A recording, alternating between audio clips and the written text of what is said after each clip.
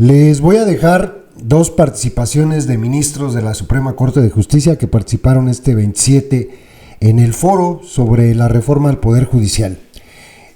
La participación del ministro Lainez y la participación de la tal Lenia Batres.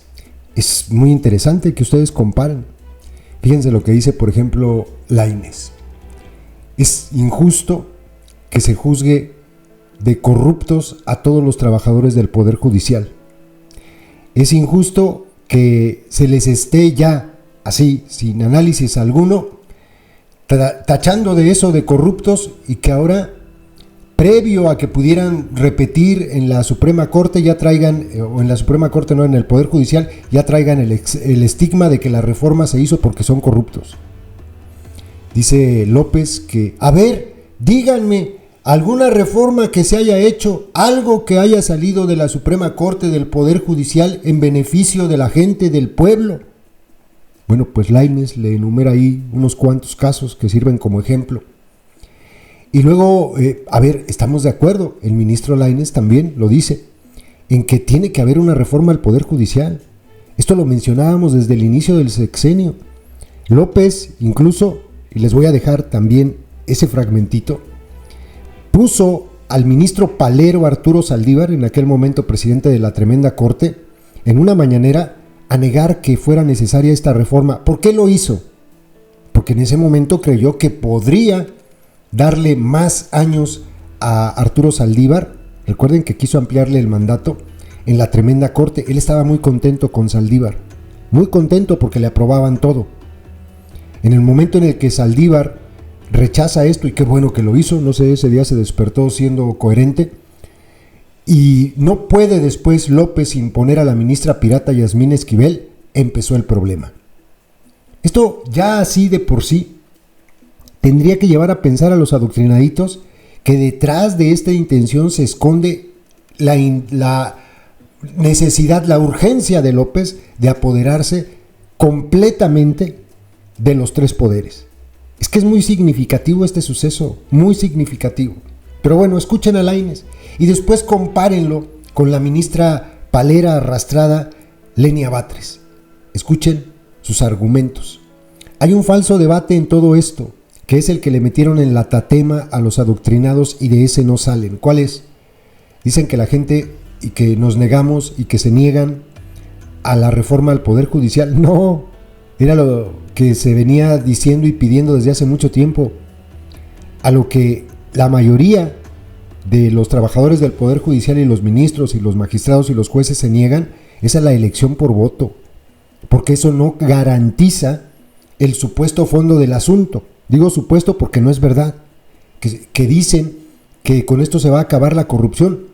Si así fuera, ya no tendríamos corrupción en el Ejecutivo ni en el Legislativo, pero hay, o no se eligen senadores, diputados, alcaldes, síndicos, regidores, gobernadores, presidentes, no se eligen por voto popular.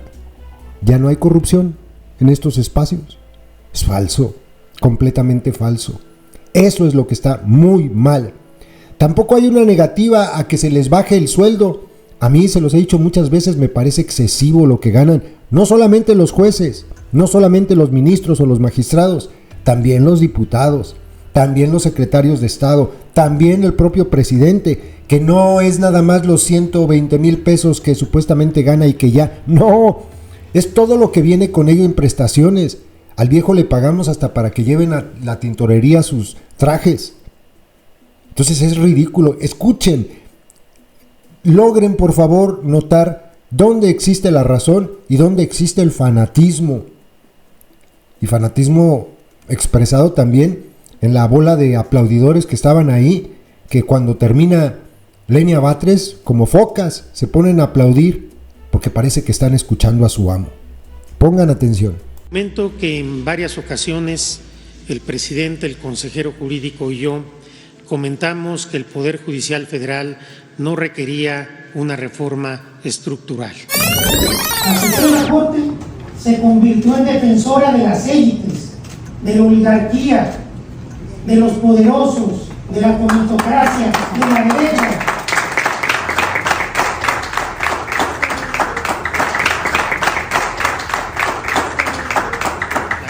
formación, el diseño constitucional de la Suprema Corte y del Consejo de la Judicatura Federal es adecuada. Emprender ahora una reforma que modifique la estructura de la Corte o del Consejo de la Judicatura podría atentar contra la independencia judicial y debilitar a la institución cuando lo que se requiere es un poder judicial fuerte, independiente, legitimado y prestigiado. De apertura y de colaboración entre poderes, de verdad se aprecia. Coincido que efectivamente el Poder Judicial de la Federación, como cualquier gran institución en dimensiones enormes y de enorme complejidad, somos más de 50,000 servidores públicos, enfrente fallas, carencias y problemas y que debemos de resolverlas y atenderlas. Hace casi 30 años, México apostó por la implementación y desarrollo de la carrera judicial, que puso en el centro a juezas, jueces, magistradas y magistrados para que estos ocuparan su cargo exclusivamente con base en la preparación profesional, el esfuerzo y la evaluación de su desempeño, es decir, el mérito. Discúlpeme, lo digo con todo respeto, pero me rehúso a creer que 30 años después este sistema solo haya traído como resultado corrupción, ineficiencias, impunidad o tráfico de influencias. Sigo convencido que la mayoría de las personas juzgadoras, así como los demás integrantes de la carrera judicial, incluye actuarios, oficiales, secretarios, son mexicanas y mexicanos mayoritariamente honestos, competentes, que están ahí por méritos y dan su mejor esfuerzo para impartir justicia. Esto lo he aprendido visitando durante los 9 años que tengo como ministro cada uno de los circuitos. La jueza de Chihuahua, que otorgó el amparo para reconocer el derecho a la verdad de una menor de edad desaparecida, los jueces en Tijuana, que trabajan sin horarios ni descanso para atender los juicios de amparo promovidos ahora por los migrantes, que se duplicaron este año.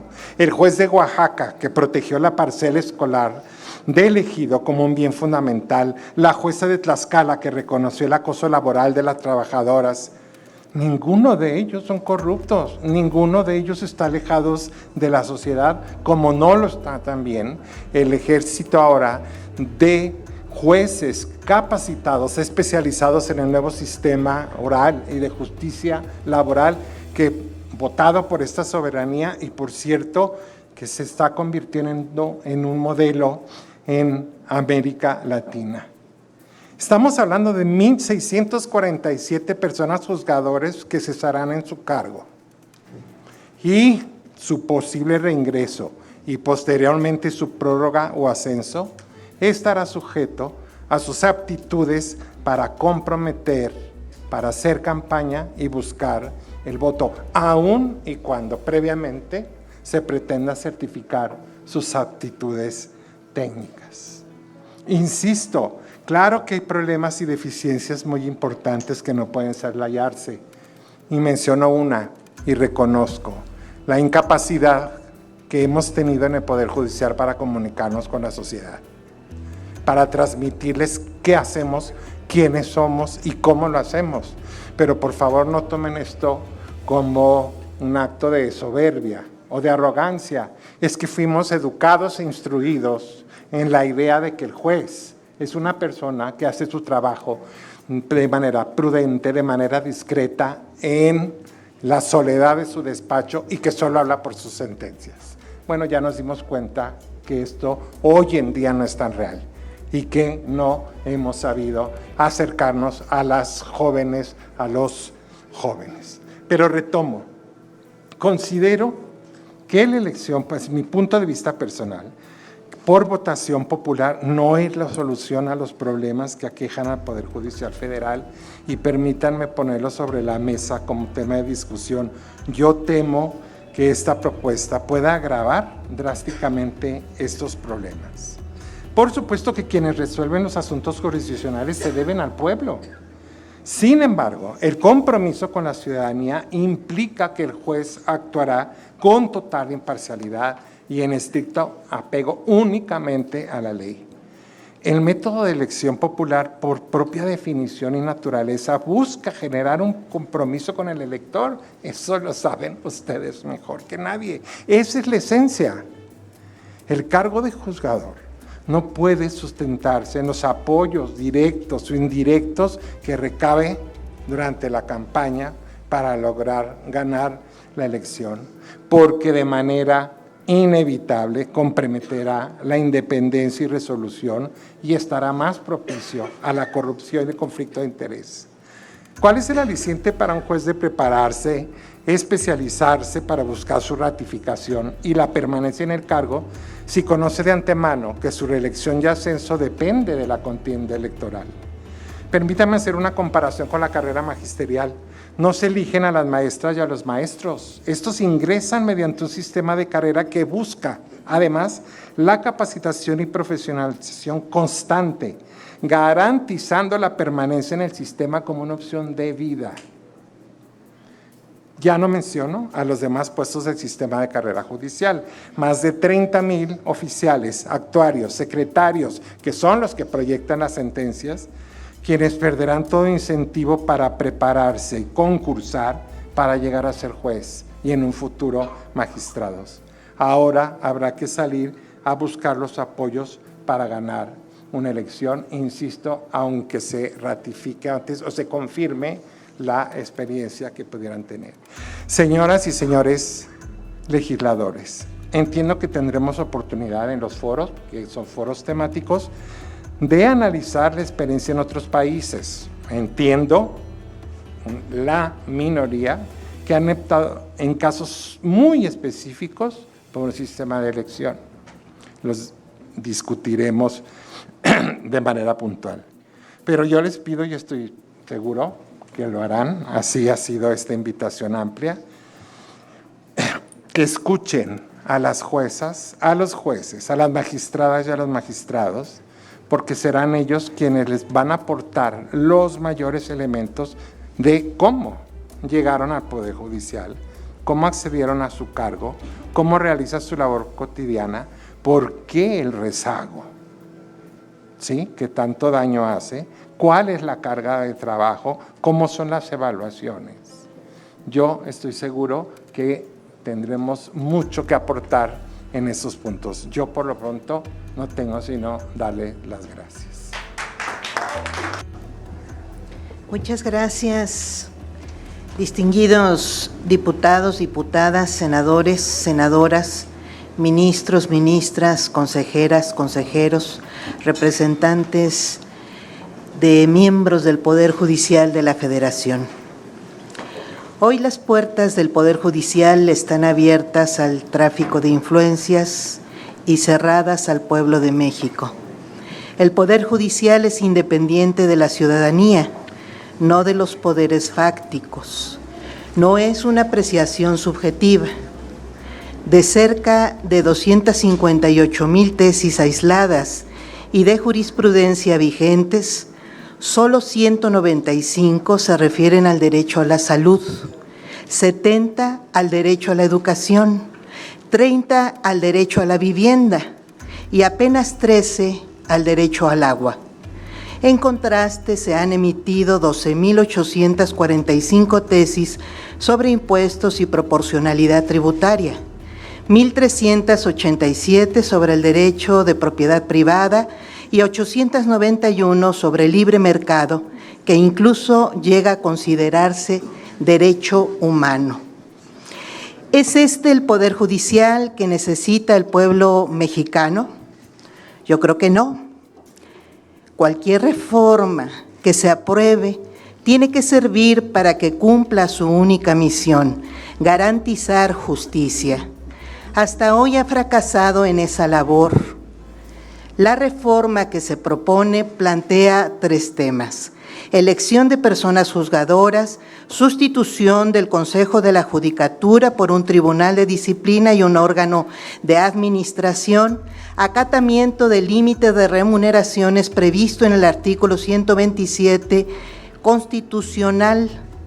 La reforma propuesta democratiza al Poder Judicial, lo abre al escrutinio público, obligando a sus titulares a responder al interés general. Crea el mecanismo de control que le ha faltado para garantizar rendición de cuentas, administración fiscalizable y sanciones a las personas juzgadoras. La reforma garantiza que de una vez por todas se cumpla con el límite de las remuneraciones de las personas servidoras públicas impuesto hace 14 años, cuyo abuso sigue generando indignación a nuestro pueblo. A esta reforma histórica quisiera contribuir con una propuesta complementaria que entrego a esta soberanía. Propongo limitar a los órganos del Poder Judicial para que respeten claramente la Constitución, empezando por la Suprema Corte. Limitar sus interpretaciones y resoluciones, absteniéndose de revivir normas que el Congreso de la Unión ha abrogado y derogado, y de emitir estándares, lineamientos o parámetros dirigidos a regular la función ejecutiva o legislativa. Limitar la invalidación de leyes para que proceda solo cuando se actualice algún contenido realmente inconstitucional. Eliminar la invasión judicial en nombramientos de funcionarios de la administración pública y de magistrados de tribunales administrativos o agrarios. Transparentar la actuación de los órganos jurisdiccionales, abriendo las sesiones de la Suprema Corte, publicando los proyectos de sentencia e incorporando la realización de audiencias públicas en las que puedan manifestarse actores que no sean parte en los juicios. Suprimir la manipulación de tiempos de resolución y la asignación arbitraria de casos a ministras y ministros en la Suprema Corte. De acuerdo con nuestra Constitución, no existe la supremacía judicial, sino la supremacía constitucional y el equilibrio de poderes. Si bien el Poder Judicial debe abstenerse de invadir facultades de otros poderes, creo razonable que expanda sus propias facultades. Esta reforma es una oportunidad para revisar los mecanismos de cumplimiento de ejecutorias de juicios constitucionales para sustituir la desproporcionada destitución y consignación penal de personas servidoras públicas como únicas medidas garantes de las sentencias. Propongo que se revise también quién tiene la última palabra en la interpretación constitucional. Creo que debe ser compartida por los poderes de la Unión para eliminar la indebida supremacía judicial que existe de facto. Por otro lado, debemos generar mecanismos y criterios que faciliten la defensa de derechos sociales en las instancias jurisdiccionales. Si alguna atribución de la Corte debe ser amplia, eficaz y contundente, es la que se circunscribe a su propia naturaleza de instancia revisora. Propongo a esta soberanía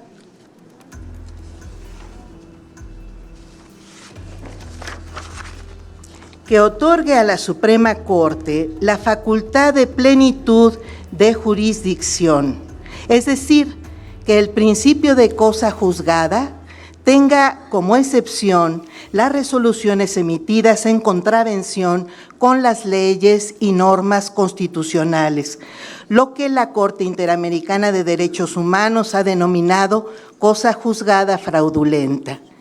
Permanentemente llegan casos a la Corte en los que se defrauda la justicia, la defensa, el procedimiento, la instancia y quedan en absoluta impunidad. Las principales víctimas de esta ausencia de garantías jurisdiccionales son las personas más humildes. Si difícilmente pueden acceder a una defensa, es más constante que encuentren abusos que justicia en las y los abogados o los jueces mexicanos. Para nuestra población, la justicia en México es cara, elitista, desgastante, humillante, lenta, inaccesible, inentendible, abusiva, misógina, racista, clasista, corrupta, parcial.